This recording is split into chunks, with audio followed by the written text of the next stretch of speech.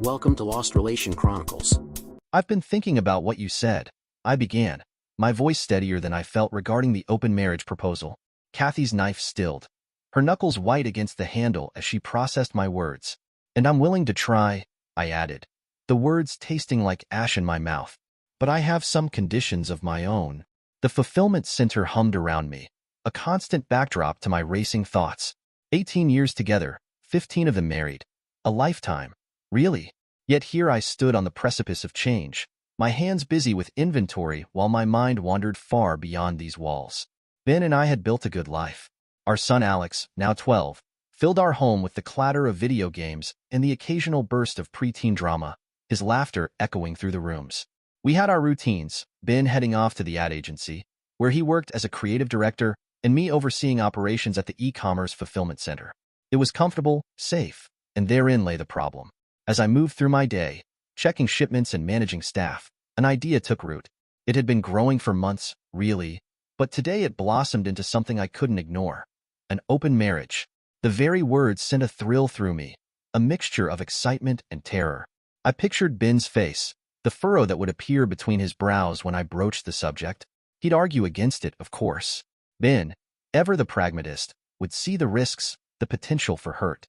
The thought of challenging the status quo filled me with both dread and a strange sense of freedom. What would it mean for us? Would it tear apart the life we had built? Or could it somehow bring us closer together? I needed to find out, but I also knew him well enough to know he'd listen. He always did. The drive home that evening felt longer than usual. I rehearsed my words, crafting arguments and counter-arguments. By the time I pulled into our driveway, my palms were slick on the steering wheel. Now let's check Kathy's side of the story. Dinner passed in a blur of routine. Alex's chatter about school, Ben's anecdotes from work. I smiled and nodded, but my mind was elsewhere. When Alex finally retreated to his room, headphones firmly in place, I knew it was time. I want to talk about us, I began, watching Ben's face carefully about our marriage. His eyes met mine, warm and familiar. I almost faltered then, nearly lost my nerve, but the restlessness that had been building for months pushed me forward. I've been thinking about the possibility of an open marriage. The words hung in the air between us, charged with potential and uncertainty. I braced myself for his reaction, my heart racing as I prepared for whatever came next. The words hung in the air between us, heavy with unspoken implications. I watched emotions flicker across Ben's face, confusion, hurt, disbelief. He opened his mouth to speak, then closed it again, struggling to process what I had just said. When he finally found his voice, it was low and controlled. Where is this coming from? And so it began. We talked for hours, our voices barely above whispers, mindful of Alex just down the hall. I poured out my feelings, explaining the restlessness that had settled in my bones, the sense that there was more for both of us to explore. Ben countered with concerns about our family, our commitment, and the potential for jealousy and hurt. I love you, I insisted, reaching for his hand, my heart racing with each word. That hasn't changed, but I feel like we could have more, experience more, without losing what we have. As the conversation unfolded, I sensed the weight of our history, our shared moments pressing down on us. It was a delicate balance, navigating the familiar while stepping into uncharted territory. Ben withdrew his hand, running it through his hair instead. And Alex, have you thought about how this could affect him? Of course, I had. The last thing I wanted was to hurt our son. We'd be discreet, I assured him, trying to quell the doubts creeping into his expression. We can set boundaries. As the night wore on, I laid out the rules I had been formulating in my mind. No dating friends or family, no bringing partners home, no discussing our dating activities with each other. With each suggestion, I watched Ben's resolve waver, his brows knitting together in thought. Finally, exhaustion overtook us both. Ben sighed. I need time to think about this, to process it. I nodded, relief and anticipation warring within me. It wasn't a yes, but it wasn't a no either. As we prepared for bed, moving around each other in familiar patterns that suddenly felt foreign, my mind drifted to the possibilities that lay ahead. Would this new path bring us closer together, or would it unravel the fabric of our lives? The uncertainty tinged with excitement left me restless, but I was willing to embrace the journey. The charming barista at my favorite coffee shop, the colleague from a neighboring department whose laugh always caught my attention. Lying in bed, Ben's back a rigid line beside me, I allowed myself to hope that this could be the beginning of something new, something exciting for both of us. Ben's voice, thick with emotion, broke through the darkness. I'll think about it, but I can't promise anything. I reached out, my fingertips just brushing his shoulder. That's all I'm asking for now, just to think about it. As sleep finally claimed me, I couldn't help but wonder what the coming days would bring. Change was coming. I could feel it. Now let's check Ben's side of the story. The weight of Kathy's proposal sat heavy in my chest as I navigated the bustling streets on my way to work. The city around me buzzed with life, and I felt a strange thrill at the prospect of what lay ahead. Would I be able to explore this new territory without losing the foundation of my family? The question swirled in my mind like the steam rising from the coffee cups I passed. The morning rush of the city usually energized me, sparking ideas for new campaigns. Today, however, it all felt muted, overshadowed by the looming decision before me. As I settled into my office, surrounded by the creative chaos of half-finished storyboards and concept sketches, I found myself unable to focus. My mind kept circling back to Kathy's words and the look in her eyes as she spoke of an open marriage. The initial hurt and confusion I'd felt had given way to a sort of numb pragmatism. I thought of Alex, our son, with his mop of unruly hair and his inherited stubborn streak. The idea of him shuffling between two homes, caught in the crossfire of a bitter divorce, made my stomach churn. Perhaps, I reasoned, agreeing to Kathy's proposal was the lesser evil. Better for Alex to grow up in a stable environment, even if the foundation was built on a precarious arrangement. As I absent-mindedly scrolled through emails, the weight of the decision pressed heavily on my chest. Was I willing to risk everything for the chance of something different? And if I did, how would I navigate the complexities of our new arrangement? The questions hung in the air like the morning fog outside my window, each one more daunting than the last. By the time I returned home that evening, my decision was made. I found Kathy in the kitchen, chopping vegetables with mechanical precision. The set of her shoulders told me she was bracing for another argument. I've been thinking about what you said, I began, my voice steadier than I felt. About the open marriage. Kathy's knife stilled, her knuckles white against the handle. And I'm willing to try, I said, the words tasting like ash in my mouth. But I have some conditions of my own. Relief and excitement warred on Kathy's face as I listed my terms. No compulsion to fulfill each other's physical or emotional needs, I stated, my tone firm. No divorce, at least until Alex leaves for college. And protection must be used at all times. Her expression shifted from surprise to understanding, a mix of hope and caution. It was clear that while we were stepping into uncharted territory, we were also laying the groundwork for a new kind of partnership, one that acknowledged our past while allowing us the freedom to explore our futures. In case of pregnancy, the spouse is not responsible. Kathy nodded eagerly, reaching for my hand. I let her take it, even as I felt a chasm widening between us. There's one more thing, I added, gently extracting my hand from hers. We need to make this official. A postnuptial agreement, signed by both of us. Verbal agreements don't hold up in court. A flicker of hesitation crossed Kathy's face, quickly replaced by determination. Of course, she agreed. Whatever you need to feel comfortable with this. As I watched her return to her meal preparation, humming softly to herself, a plan began to form in the recesses of my mind. 6 years, I thought. 6 years until Alex graduated high school. 6 years to secure our assets, to build a safety net for myself and our son. I plastered on a smile as Kathy called Alex to dinner, pushing away the guilt that gnawed at my conscience. In that moment, I made a silent vow to myself and to my son. We would weather this storm, and when the time came, we would emerge unscathed. The first seeds of my exit strategy were sown, hidden beneath a veneer of reluctant acceptance. As we sat down to our family meal, the usual chatter filling the air, I felt a strange mix of hope and dread settle in the pit of my stomach. I couldn't help but wonder how long this facade would hold. A month into our new arrangement, I found myself adrift in uncharted waters. The initial thrill of possibility had given way to a complex tangle of emotions I struggled to unravel. I had gone on dates with 3, maybe 4 of the people I'd fantasized about for so long. The barista with the infectious laugh, the colleague whose eyes always seemed to linger. Each encounter left me with a curious mix of satisfaction and emptiness. Now let's check Kathy's side of the story. Physically, my needs were met. I rediscovered parts of myself I thought long dormant, experiencing the heady rush of new touch and taste. I felt wanted, which was an ego boost. But as the novelty wore off, I began to notice the hollowness that followed, the emotional connection, the ineffable spark that turns an encounter into something more, remained frustratingly elusive. I had expected this newfound freedom to fill a void, yet it only deepened my sense of isolation. I was exploring the surface of intimacy, but beneath it lay a vast ocean of longing for something deeper, something that had once felt secure and fulfilling in my marriage. At home, the silence grew oppressive. Ben had retreated to his man cave on the first floor, emerging only to leave for work or to grab a meal. The space between us, once comfortable, now yawned like a chasm. I found myself listening for his footsteps, both dreading and longing for those brief moments of proximity. Our bedroom, which had once been a shared sanctuary, now felt cavernous and cold. I'd wake in the night, instinctively reaching for a warmth that was no longer there. The emptiness of Ben's side of the bed mocked me, a physical manifestation of the distance between us.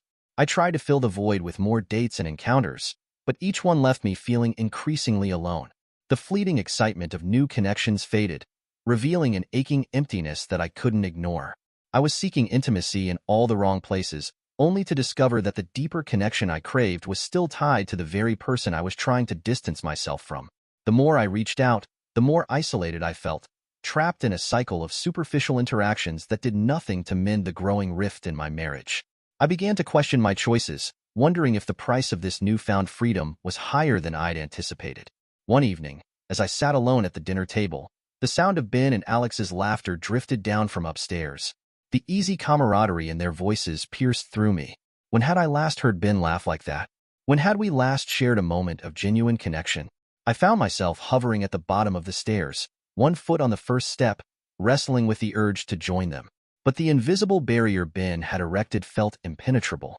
Instead, I retreated to the living room, where the TV provided a poor substitute for companionship.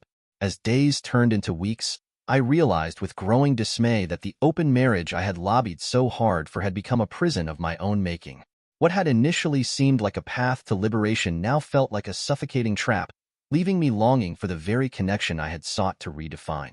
The freedom I had craved now felt like isolation. Ironically, the man I thought I needed space from, Ben, was the one I missed most of all. The transition to our new arrangement went more smoothly than I'd anticipated. In truth, our marriage had often felt more like a carefully maintained facade than a genuine, living relationship for years. Our sex life had dwindled to nothing over the past 2 years, and we had been sharing a bedroom in name only for far longer than that. Moving my belongings to the upstairs room was merely a formality, a physical manifestation of the emotional distance that had long existed between us. Now let's check Ben's side of the story. Yet with that move came an unexpected sense of liberation. I was free from tiptoeing around Kathy's moods, free from forced conversations and awkward silences.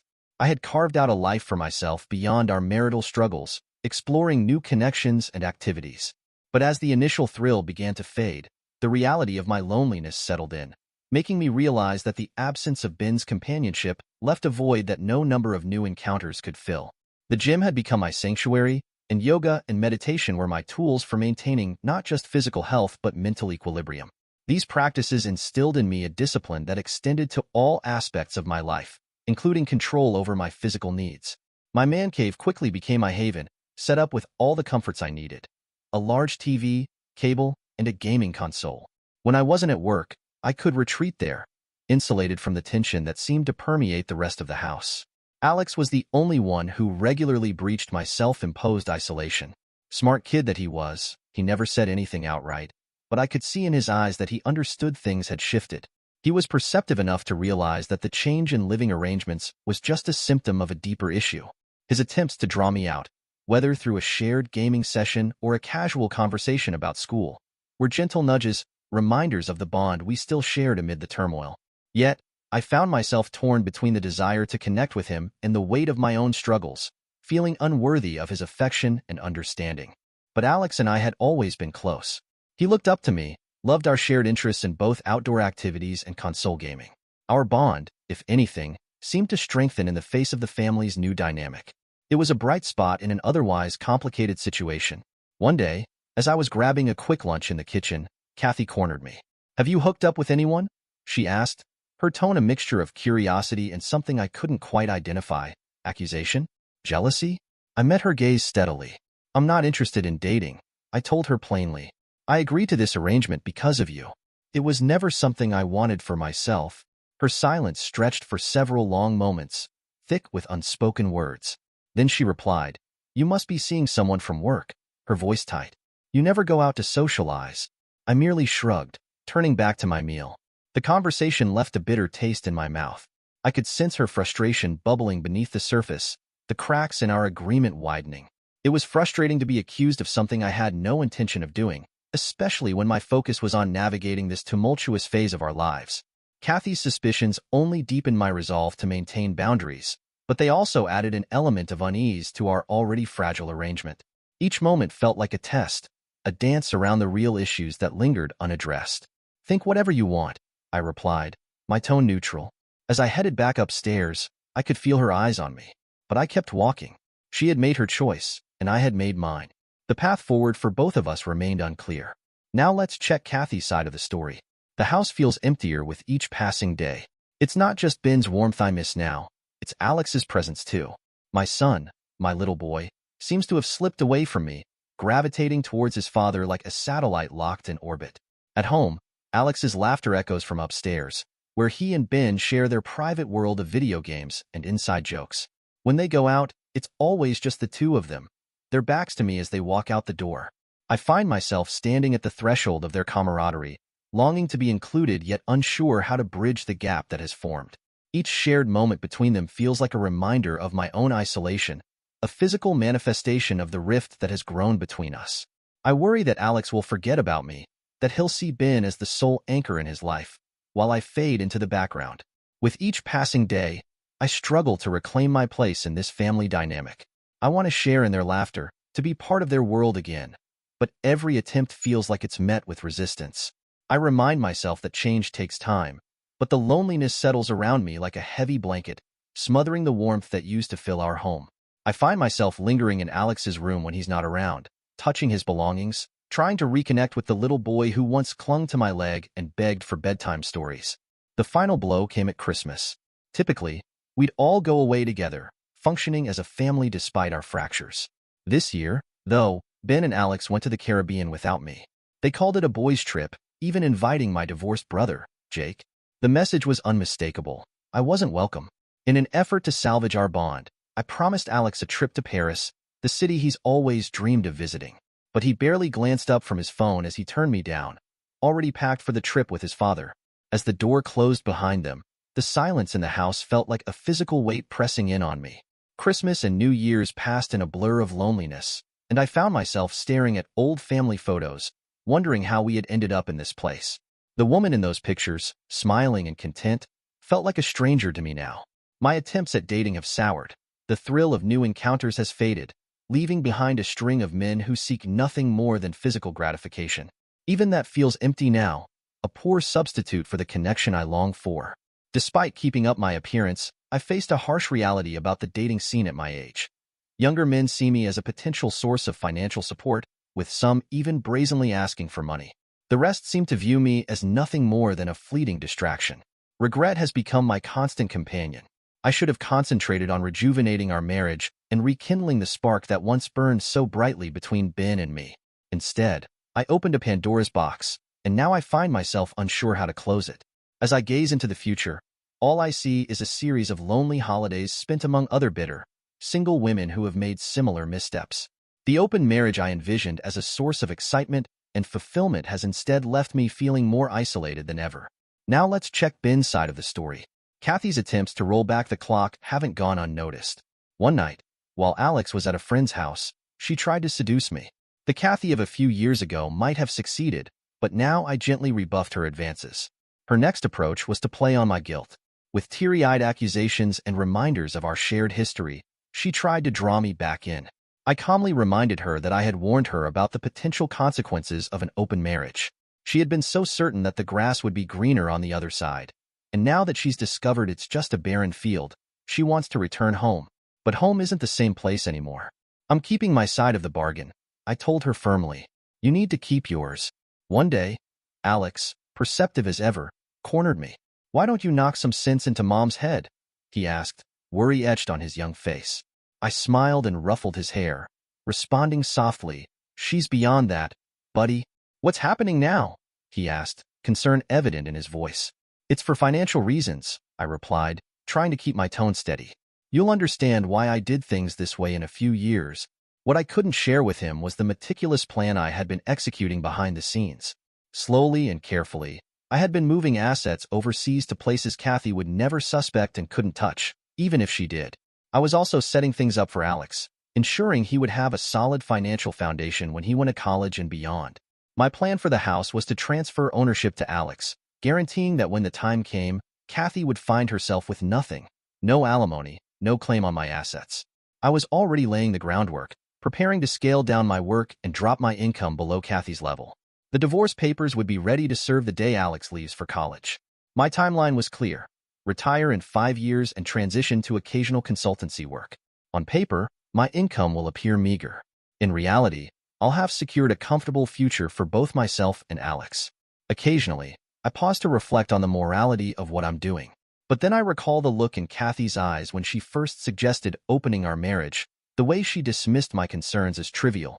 I think about Alex caught in the middle of this mess. Each time, I remind myself, no, this isn't just about me protecting myself. I'm securing a future for my son, free from the financial entanglements that so often poison families after divorce. Kathy made her choice. Now it's time for me to make mine. Now let's check Kathy's side of the story. 6 years have passed since that fateful day I proposed opening our marriage, 6 years that feel like a lifetime. Each day a stark reminder of what I've lost. The dating scene, once alluring in my fantasies, has turned into a barren wasteland. Whenever I managed to secure dates, they inevitably ended in disappointment. I encountered selfish men, more interested in what I could offer them for a night, or maybe two. There was no connection, no warmth, none of the excitement I had naively anticipated. As the years went by, even those unsatisfying encounters dwindled. More often than not, I found myself alone, the silence of the house a constant reminder of my mistakes. The good life I had with Ben, the life I had taken for granted, slipped through my fingers like sand. I kept telling myself that things would improve, that Ben and I could reset our relationship once Alex left for college. It became a mantra, a thin thread of hope I clung to as our son's high school graduation approached. I planned conversations in my head, rehearsed apologies, and imagined tearful reconciliations. But Ben, it seemed, had plans of his own. The day after we dropped Alex off at his dorm, he served me with divorce papers. The shock hit me like a physical blow. How could I not have seen this coming? All those years of distance, of living separate lives under one roof, had led to this moment, and I had been too blind to recognize it. As the divorce proceedings unfolded, another harsh reality set in. Our assets and the life we had built together were vanishing. Ben had planned meticulously, transferring everything to places beyond my reach. The house, our savings, everything was gone. I found myself facing a future I had never imagined. Single and starting over from scratch in middle age. The irony of it all is bitter on my tongue. I had wanted freedom, excitement, a chance to explore. Instead, I had engineered my own downfall. Ben didn't ask for alimony, a small mercy in the grand scheme of things. But as I sit in my small, rented apartment, surrounded by the meager possessions I managed to keep, that mercy feels hollow. I gave up a good man, a stable life, and a close relationship with my son, all for a fantasy that never materialized. Alex calls occasionally, his voice guarded, our conversations stilted. I hear echoes of his father in his tone, in the careful way he chooses his words. Another victim of my own foolishness. As I navigate this new, solitary life, I'm haunted by memories of what once was: family dinners, shared laughter, and the warmth of Ben's smile, all sacrificed at the altar of my misguided desires. The open marriage I once championed, the freedom I thought I wanted, has turned into a prison of my own making. Now, facing the consequences of my choices, I'm left with nothing but regret and the painful realization that I have no one to blame but myself. The warm Caribbean breeze tousles my hair as I lean against the railing of the cruise ship. Beside me, Jake, once my brother-in-law, now simply a good friend, raises his glass in a silent toast. Now let's check Ben's side of the story. We're a month into our world tour, celebrating freedom and new beginnings. The divorce is finalized, and the last ties to my old life have been neatly severed. Everything unfolded just as I had hoped, and that thought still brings a smile to my face. Years of careful planning, quietly securing assets and preparing for this moment, have finally paid off. Only Alex knows the full extent of my actions and where I've stashed the fruits of my labor. He's the sole guardian of that knowledge, entrusted to access it all if anything were to happen to me. It's a heavy burden for a young man, but he's shown remarkable wisdom beyond his years. I'm proud of him and proud of the man he's becoming. As for me, I'm free. The open marriage that Kathy pushed for turned out to be a blessing in disguise, though I doubt many men would find themselves in my fortunate position. It provided the time and space I needed to prepare, ensuring that when the end came, it would be on my terms. Now, with the world laid out before me and no ties holding me back, I find myself looking forward to whatever comes next. This is a new chapter, one I never expected to write. As I watch the sun set over the endless horizon, a sense of anticipation washes over me. For the first time in years, the future looks incredibly bright. Dear listeners, please share your thoughts in the comments section below and don't forget to like, share, and subscribe.